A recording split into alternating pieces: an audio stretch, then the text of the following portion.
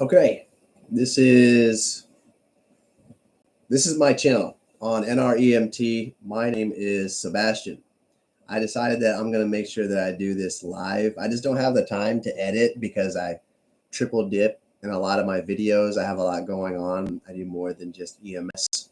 And the rendering speed of my 16 core is fast, but it's just time consuming to make a bunch of videos. So I just prefer to do it live. So the situation is I'm making this to kind of help everybody that is coming into the new NREMT format understand a little bit about the implementation of clinical judgment.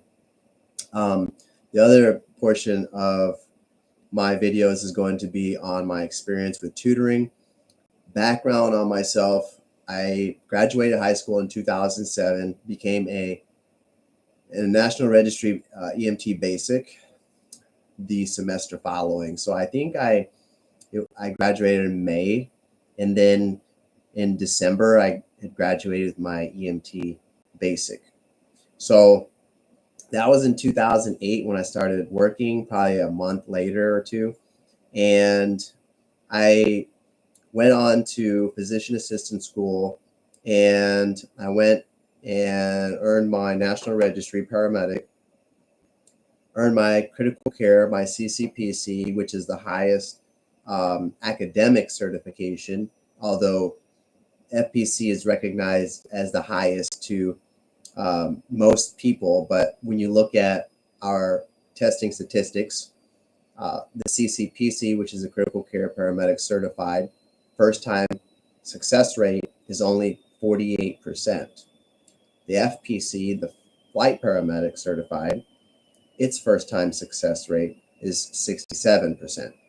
So across the board, the CCEMTB from the Massachusetts course doesn't, it's not equivalent to the CCPC either, or the FPC in its rigorousness, because that's a course that you're going to take. It's similar to like PHTLS. You'll be taking that, and then you'll take the subsequent certification exam. So we're talking the board of specialty board, right? The certification. So the international, the IBSC. So yeah. Then I have worked from East Coast to West Coast. I have done some traveling contracts. Some of those big names on my resume include Richmond Ambulance Service, also includes Baker's, also includes Garda World Federal. And then I've done IFT, which is interfacility. I have done that with American Medical Response, Life Care. I have also done tutoring, and I was a basic life support tutor years ago, back in 2010. And I recently, in 2020, jumped on board with a very large tutoring platform. I think it's one of the biggest varsity tutors. And I've been doing that steadily since 2020, teaching EMT basic to advanced to paramedic, making sure that they do well on their NREMT and getting them up to speed. So that's my background. I've touched pretty much every ventilator that you can imagine. I just recently did a brief stint with a local service that has a flight helicopter, and they had the Zoll EBB, which unbeknownst to me is basically a ventilator, probably a third thicker than this, a third wider, and about that tall from my hand up. And it's made for a helicopter, the vibrations on the helicopter, and it's a very small ventilator that apparently is used in the military settings, such as on Black Hawks, which I thought was really cool. But everything from the LTVs and the Hamilton T1s, I pretty much used. I've done my IFT in critical care with burn patients and with pediatric patients, bariatric patients. I've literally been in touch and appreciated the interpersonal skills of every EMS professional you can imagine, from the board of directors, from every FTO, personality, so everything you can think of. I have war stories on top of war stories on top of war stories. So I just want to open up this channel to help those of you entering, specifically those of you who are entering the new format. I just want to bring more to the table when I'm not in the field. I feel like I've grown out of it a little bit, because I understand that, unfortunately, my expertise isn't just about going in and functioning as a paramedic.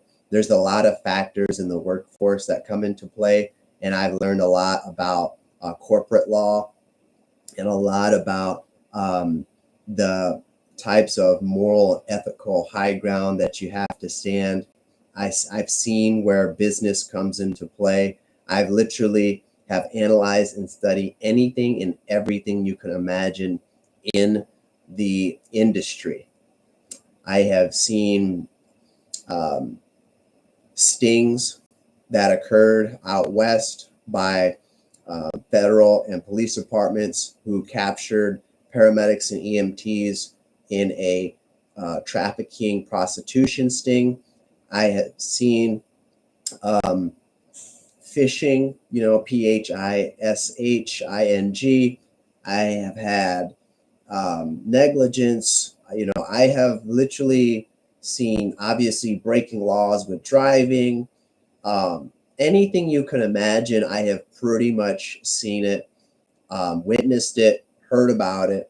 So if there's anything that needs to be discussed in a professional fashion, I love to get into those types of things and appreciate the type of navigation that's required, right? From someone who's not sure, whether that be talking to the EEOC, which is the Equal Opportunity, right, Commission, whether that be talking about OSHA, or whether it be talking to your EMS board, whom I've even found in cases will deflect and turn a blind eye. Okay, I've literally seen corruption from every level you can imagine, but I've also seen a lot of really cool things with patient care, where we turn around and help save and prevent things from deteriorating, whether that be suicide cases, right?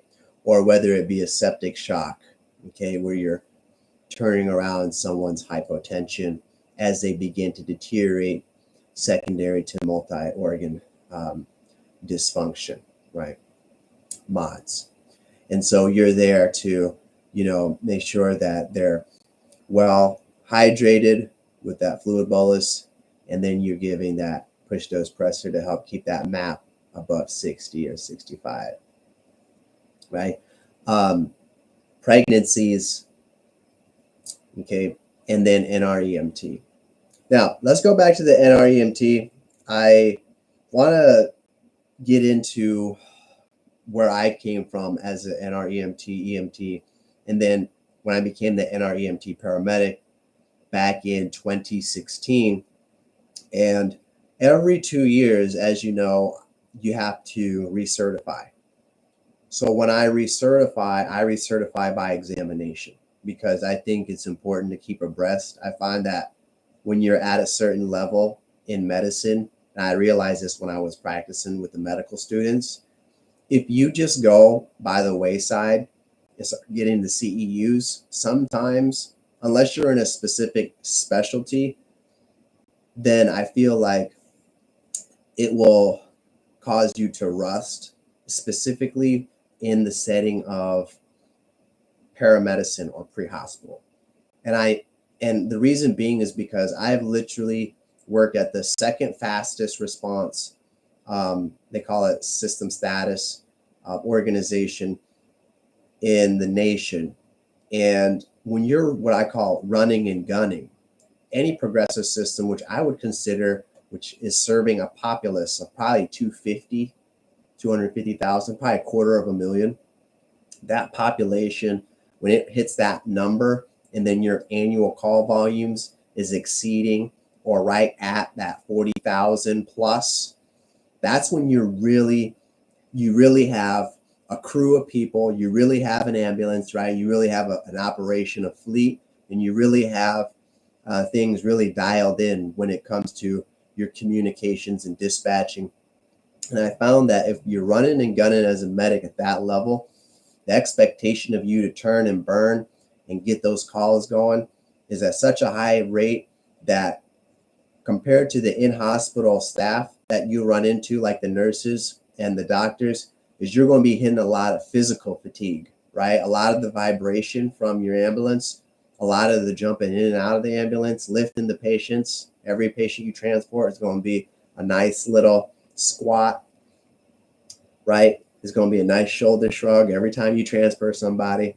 So the list goes on. So you're getting hit with the physical expectation, the long duration of time, that 12 hours plus, sometimes 24. And then you're also hit with the just the computer. That computer will wear you down as well, right? Because if you're in that progressive system, oftentimes as a medic, including myself, you'll be behind that computer doing this for a very long time throughout the day. You'll get a lot of this, a lot of what I call screen time. Okay. So all of this kind of puts this fatigue on you, and you're really dialed into your local protocols, right? You're really dialed into that.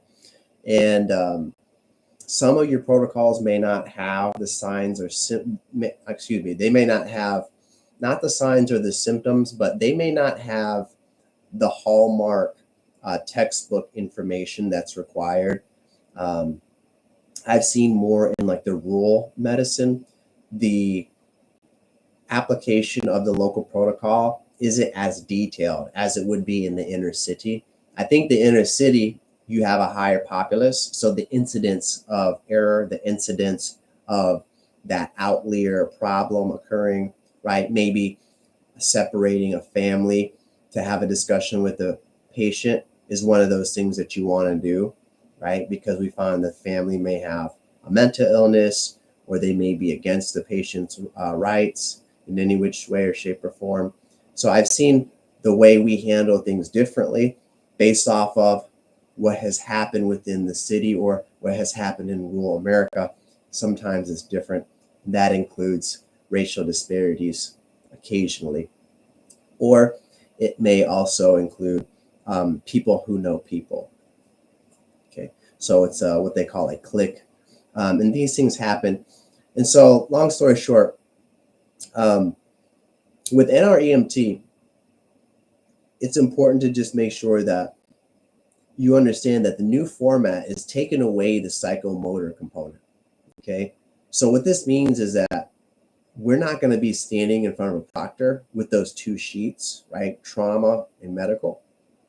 Okay, so I'm going to do a screen share really quick, and then maybe you'll be able to appreciate the area that I'm trying to focus on here. Let me look and do a screen share. Okay, this share. All right, so now we're looking at the NREMT's webpage here, and it tells you a little bit about the advanced EMT certification exam and the paramedic certification exam. And what stands out on both of these, if you look in the center here, the very last division, they call it content domain. The very last content domain is clinical judgment. And look how much it's comprising of the exam. Okay, so let's do a refresh really quick, because I want to make sure that this is student-based. I really want to focus on the education piece, but I really want to focus on the professional piece later in my lives. But I do like to also go over study tools that I'm just going to put out here to help you benefit going into exams. And I'm going to take the years of experience from understanding students at every level you can imagine, EMT basic to paramedic, and bring that to the channel and help express the common denominators that I see going around when it comes to preparing for those examinations. Before we had the CAT exam. Now, starting in July, we still have those CAT exams. But here's the switch, is since you're not standing in front of a proctor anymore, okay, you're going to be doing these clinical judgment type questions. Here's my experience with my most recent testing. Number one is, if you look back on the NREMT, excuse me, they were advertising that the change was going to come to the new format beginning July 1, and that they were actually the committee who was circumnavigating this change has actually posted like their minute meetings and things that they were going to accomplish in different areas of the United States to meet and collaborate about this new format was happening in April and May of this year, leaving on their website that after July 1, the new format would be in place. Well, when I took this most recent one in March, guess what format I took? Yeah, so they slid it under the table, right? Sneak attack, right? Just like that dispatch call. We have a call for a headache, right? Headache turns into a stroke, right? We got a call for nausea. You get there, and they're having a hemorrhagic stroke. So that's what happened. Is I had this expectation that I was still going to get the computer adaptive test. For those of you who don't know, the computer adaptive test, if you're an EMT just now entering, you've heard of this. Your classmates talk about it. You've probably done some research. Computer adaptive testing is where you are basically on a XY linear graph. The threshold is 70, your dotted line, okay? And you want to make sure that you're trending, your answer corrections are trending above that threshold. There's about 3 or 4 different difficulties. So if you're navigating the exam for the first time and you feel that it was exponentially hard, it could be a good thing, because that means that they're keeping you on a more difficult level. That's because you're getting the easy and the medium questions right. So the test will keep you on those more difficult questions. And this is why it would turn off at 75 or 80, okay? Maybe 85, okay? If you're getting the easy questions wrong and the computer with what they call 95% confidence interval can determine whether or not you're adequate at the subject just by giving you a sample or a percentage or portion of the discipline questions. For example, if I told you that 10%, or let's just say 20% of my 100 questions, okay, were based off of cardiology, meaning it would be something off, if you're a paramedic, it may be off of AHA's advanced cardiac life support. It might be something regarding vasopressors and pharmacokinetics. It might be EKG interpretation and diagnostics. And so they'll give you 20 questions. Okay, well, first you have to answer the simple questions. Okay, perhaps something along the lines of, because technically paramedic is the next level of EKG understanding past advanced, they may ask you something about first degree block and what those particular dimensions are, okay? And so if you get that wrong and you say that a first degree block is anything like, let's just say less than 10, right, milliseconds, really it has to be beyond 0.20 milliseconds. If you said incorrectly what this is, then unfortunately they'll keep you on the next easy question, and it may be perhaps below the threshold, okay? And so they'll keep trending you, right? And they'll ask you these questions, and you'll keep going until that computer out of the 20 questions says, okay, well, this guy or gal missed 8 out of 20 questions. This isn't good. The 9th one, if they don't get it right, they failed this portion of cardiology. That's essentially how it works. And if you fail one portion, we all know, unfortunately, you failed the exam. So just because you were good at one section, unfortunately, you may have missed too many on one. And that's what happens when a lot of students come to me. A lot of students come and say, I've taken the test 1, 2, 3 times. Unfortunately, I haven't been able to turn it around. And so with that being said, the computerized adaptive test has now went to Paramedic and EMT Basic. EMT Advanced is linear. Linear being, I'm going to ask this student about 130 questions. They have X amount of time to finish it. And that's it. Every EMT Advanced goes through the linear test. They take 130 questions. Okay. Handful of those questions, like most of those big tests that are exceeding that 120 or 130, there are some pilot questions in there, which means that the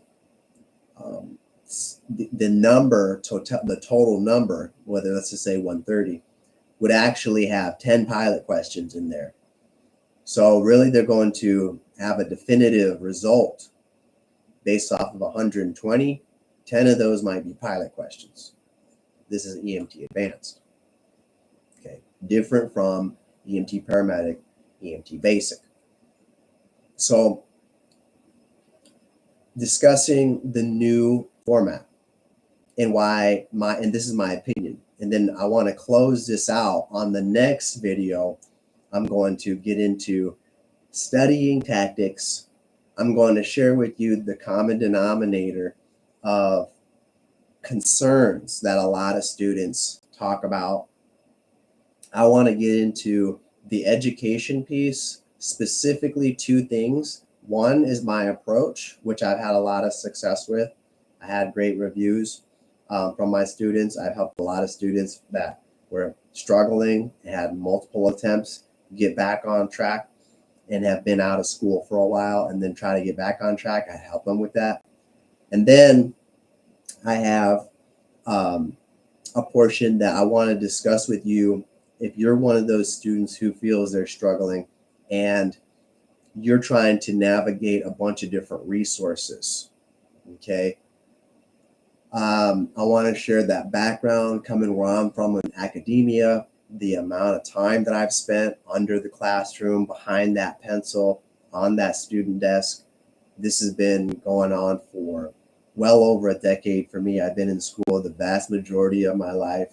I have over 200 plus college hours. I'm getting ready to go into another like 76 credit hour allied health field in conjunction with my paramedic and beyond. And so I want to help you conceptually understand how the brain works and what you may be doing to yourself if you start to exceed your own boundaries, specifically your own foundational understanding, okay, of the material. And if you go to move to other areas, you need to test to make sure that you have a good foundational understanding first. Because what I found, and we're going to point this out with certain test questions, sample questions, is that there is a body of people who are trying to make money. Okay, I'm going to say that again. There is a body of people who are trying to make money. Okay, so when you have these sample type websites and sample cards and sample this and sample that, you have to remember that not all of this is evidence-based medicine and not all of it is the consensus. Okay, we'll get into this later on a new video. And I'm going to give you objective evidence of what I mean, coming from my background, where I studied as a mid-level practitioner, all 68 to 68 credit hours in a master's in biomedical science, okay, with a concentration in physician assistant studies, and working with one of the top EMS organizations in the nation, which is Richmond Ambulance and Dr. Ornato being the co-author of American Heart Association as my medical director. Very evidence-based, weighted practice and EMS organization. So I will get back into this next time. Again, I'm keeping this live to make sure that I'm not eating up too much of my time. Doing a bunch of editing and rendering. I just have so much going on, and I have a full-time schedule with my exams. I like to depress my stress, and I hope that you guys would find my channel interesting and that I'm helping somebody somewhere navigate the learning gradient, regardless of what level you are trying to reach, including critical care paramedic or advanced or EMT basic. Hey, again, my name is Sebastian. Appreciate you guys taking the time to listen. I'll see you next time, where we're going to discuss on the next episode how to understand the NREMT's new clinical judgment portion and the common denominators I see in my tutoring experiences.